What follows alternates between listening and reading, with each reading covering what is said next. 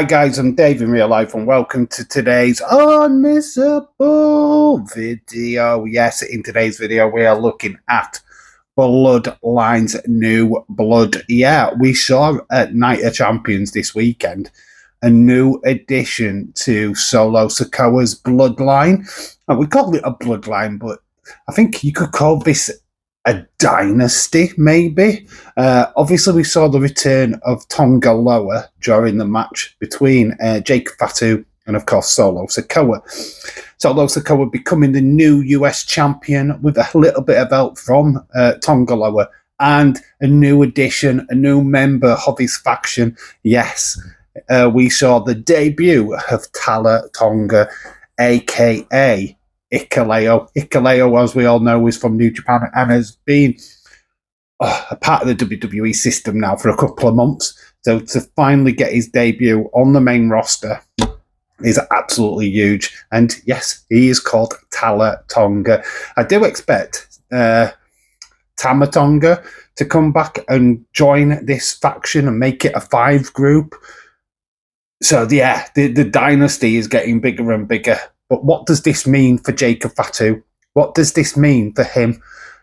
How will he get back his US Championship? And how will he get back at Solo Sikoa and his family? There is quite a bit of some options available for Jacob Fatu. And of course, the first one is his allegiance with Jimmy Uso. I feel that we've seen that build up for the last couple of weeks, so I expect Jimmy Uso to definitely be involved of Jacob's group. Then we've got a bit of a sticky wicket because naturally, if you've got Jimmy, you'd have Jay, but Jay's solo run has really taken him to new heights. Do you stop all that and put him back with the Usos? I mean, there is a rumor that they are going to do that, but did he really risk his push for this storyline? I mean, put in the comment section below if you think so. But I've got a question mark on Jay. And then there's the biggest one, the biggest question mark. Roman Reigns obviously has been a part of the Bloodline storyline since its beginning. Throwing him back in seems a little bit empty, if I'm being all honest. This seems a little bit below how big his character is. He's dealt with his Bloodline storyline before. We had War Games last year, of course. To have him back in that kind of mix again would be kind of not using him to his potential. I mean, I'd have him join CM Punk in the war against Seth at Bronson and Braun Breaker. That's what I would do, but I digress. We'll have to wait and see what happens there. Roman is the massive question mark.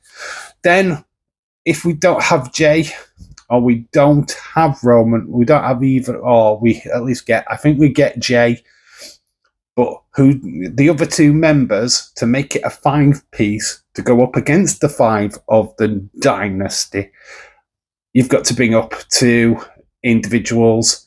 I mean, I know they're on contracts, I believe. At least one of them's definitely contracted to WWE right now, and that is Zilla Fatu and Lance Alawali. Both of these 2 guys have, obviously, they're a part of the family, so it's only natural that you would bring them up at some point. I feel that Lance and Jacob Fatu have got a good mix, as they were part of the Samoan squad team in MLW. I mean, it's a push, but you could throw Juicy Fanu into this, but I don't know if they will go that far. I mean, I think Lance and Zilla are probably the ones to go with, but just going to throw out Juicy Fanu into the conversation just in case. I mean, them 3 could make the 5 without Jay and Roman. That makes it extremely interesting. That makes it very interesting. I mean, we're going to see all this play out over the next couple of weeks. In fact, the pre-taped SmackDown straight after Monday Night Raw, maybe we get something there. I mean, we're going to get new members of Jacob's group, maybe. We're going to see him get beat down for a couple of weeks for sure. I feel that they will not just bring people in straight away. We'll have it teetered in. So pretty much like they've done with the new this Bloodline 3.0. 3.0. I mean, Dynasty sounds better, right? We're going to call it the Dynasty, just for argument's sake. But let me know what you think of all this. And honestly, Night of Champions was an alright pay-per-view. I've not really given my thoughts on it. I quite enjoyed it. Bit smoshy in places, a lot of run-ins, a lot of things happened, a lot of mistakes were made. I mean, I know that Jade Cargill was definitely going to win the Queen of the Ring. I think she overpowered her move. And yeah, I think they just went with a 3 count anyway, even though it was slightly botched. But who cares? It was always going to be Jade. Obviously, John Cena retaining. The way that he retained was pretty interesting. Yeah, I just thought the entire show was pretty interesting. And yeah, I give it a very good rating, to be fair. I was thoroughly entertained watching it. But yeah, we are back for Monday Night Raw. We're starting at 10 p.m. UK time.